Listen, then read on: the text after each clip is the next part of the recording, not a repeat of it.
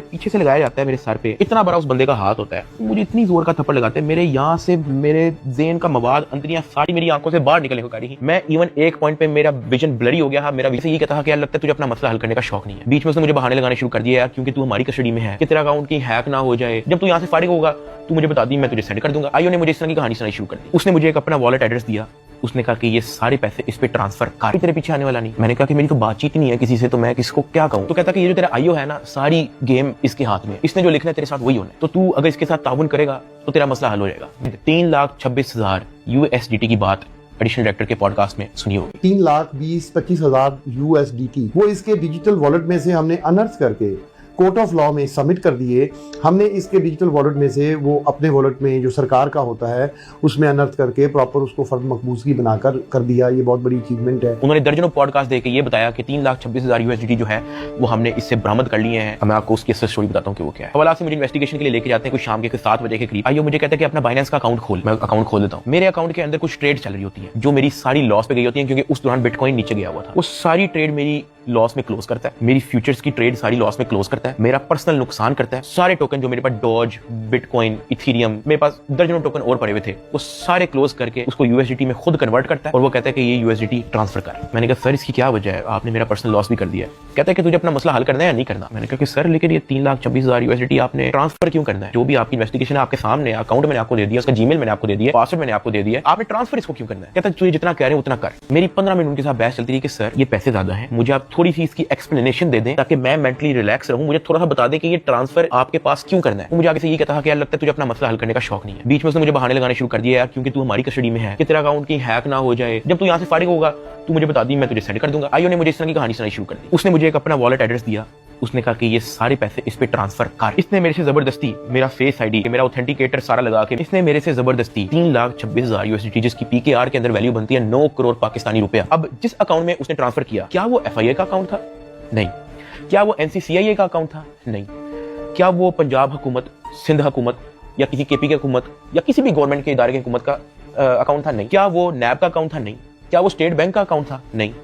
क्या वो कोई ऐसा अकाउंट था जो कोर्ट की तरफ से जिसकी अप्रूवल मिली हो? नहीं। वो मेरे आईओ असिस्टेंट डायरेक्टर शुएब रियाज साहब का अपना पर्सनल अकाउंट था जिसके अंदर इन्होंने मेरे 9 करोड़ रुपया एस्टिमेटेड ट्रांसफर किए। ट्रांसफर करने के बाद इन्होंने वापस मुझे हवालात में बंद कर दिया। कोई रिसीविंग नहीं दी, मुझे उसकी कोई रीजनिंग नहीं दी, कोई सबूत ही नहीं है इस चीज का कि इन्होंने अपने पास ट्रांसफर किया। 8 बज जाता है, 9 बज जाता है, 10 बज जाता है, 11 बज जाता है, मेरे से सोया नहीं जाता। एक ऑफिसर एक मुलजिम को छोड़ने आता है हवालात, मैं फटाफट उठ के उससे पूछता हूँ, मैंने कहा सर आपके इस NCCIA इदारे के अंदर जब कोई क्रिप्टो का कोई रोला चलता है, कोई USDT का कोई रोला चलता है, तो उस पे क्या होता है, क्या उसको ट्रांसफर कर लिया जाता है? कहता मैंने कभी ऐसा सुना तो नहीं है। कहता क्यों, क्या हुआ है? मैंने उसको बताया। मैंने कहा आईओ ने मेरे 9 करोड़ रुपया USDT ट्रांसफर कर लिया अपने पास। कहता अच्छा, तो उसने आपको कोई रिसीविंग दी है? मैंने कहा नहीं। कहता ऐसा होता तो नहीं है वैसे, लेकिन अगर आप कहते हो तो मैं किसी से पूछ लूं। मैंने कहा जी पूछ ले, मैं बड़ा टेंशन में हुआ। उस पूरी रात मैं नहीं सोया। अगले दिन सुबह के कोई 10-11 बजे के करीब एक बंदा आता है, मुझे लेके जाता है ऊपर ऑफिस में। मुझे इतनी जोर का वो थप्पड़ लगाता है, मेरे ख्याल से मेरे पूरे 3 महीने के अंदर सबसे ज्यादा जोर का थप्पड़ वो वाला थप्पड़ था जिसकी मैं अभी बात कर रहा हूँ। क्योंकि वो मुझे बता के नहीं लगाया जाता, वो मेरे पीछे से लगाया जाता है मेरे सर पे, इतना बड़ा उस बंदे का हाथ होता है, मुझे इतनी जोर का थप्पड़ लगाते हैं, मेरे यहाँ से मेरे ज़हन का मवाद अंतरियां सारी मेरी आंखों से बाहर निकलने को कर रही। मैं इवन एक पॉइंट पे मेरा विजन ब्लरी हो गया है, मेरा विजन काला हो गया है, मैं बेहोश होने वाला, इतनी जोर का वो थप्पड़ था। उसने कहा कि हर चीज बतानी जरूरी होती है। मैंने कहा कि सर मेरे 9 करोड़ रुपया आप ट्रांसफर कर लो, मुझे उसकी कोई रीजनिंग ना दो, मुझे उसकी कोई रिसीविंग ना दो, मैं अपना मुंह कैसे बंद रखूं। इतनी सी बात पर मुझे फिर से एक और थप्पड़ लगाया। मुझे आईओ के पास ले गया। आईओ कहता कि यार तुझे अपना मसला हल करने का शौक नहीं है।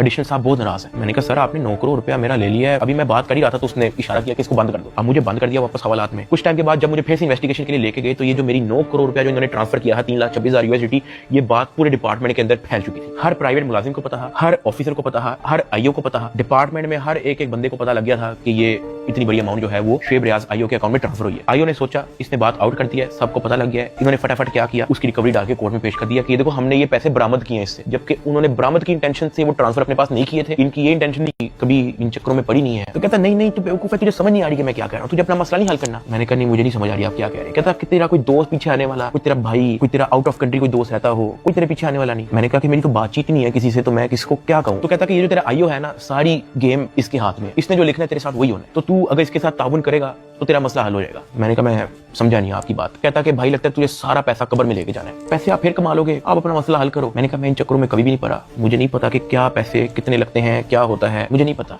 आप मुझे बताओ आप कहना क्या चाह रहे हो। कहता कि तेरा जो मसला है ना वो 7-8 के अंदर हल हो जाएगा। पहले मुझे लगा कि कोई 7-8 लाख की बात कर रहा है कि कोई 7-8 लाख के अंदर मेरा मसला हल हो जाएगा। मैंने कहा 7-8 लाख? कहता नहीं तू लाखों में ही रही। मैंने कहा 7-8 करोड़? कहता तो और। मैंने कहा इतने तो मेरे पास है ही नहीं, मेरे रिसेंटली कुछ बहुत ज्यादा खर्चे हुए हैं, मैंने आगे भी बहुत सारी मेरी स्पेंडिंग है, मेरे 100 और काम है, मेरे पास नहीं है। कहता बस फिर तो इधर ही पड़ा रहा है। मुझे वहां से आइडिया हो गया कि इस बंदे का काम सिर्फ और सिर्फ मेरे से पैसे मांगना है। जब मैं एमसीसीआई की कस्टडी में था, आप लोगों ने शायद